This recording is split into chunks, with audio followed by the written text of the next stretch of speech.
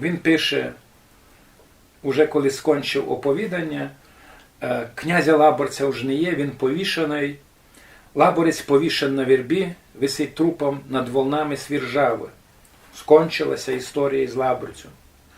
А в Ужгородському замку молоді еліти росли Ужгородської, Угорської Руси, питомці священнического чина при кінці 19 століття труждаються, як би поднести руську народність на угорському Подкарпатті.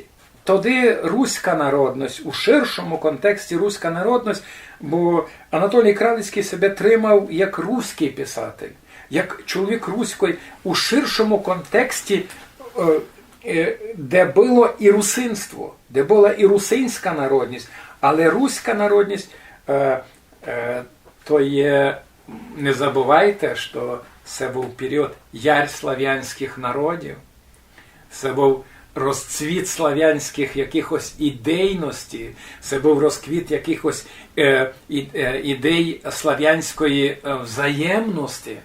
І уже слав'яни, а під боком появилася німецька держава, так, вони думали про те, що якщо появилась німецька велика держава, то що мають робити слав'яни, якою має бути будучність слав'ян. І от вони вже витворювали ідеї конфедерації слав'янських народів. Вони витворювали для восточних слав'ян ідею общого руського язика. То не мав бути великоруський язик, тоді що інше, він мав мати свою граматику. Ясне діло, що він на 90% міг копірувати великоруський, але то не мав бути великоруський язик, то має бути руський язик. А ми в шитки мало, велико, угро, руси або роси, ми будемо якраз частю витворимо отут руський народ, зато у нас буде руська народність своя.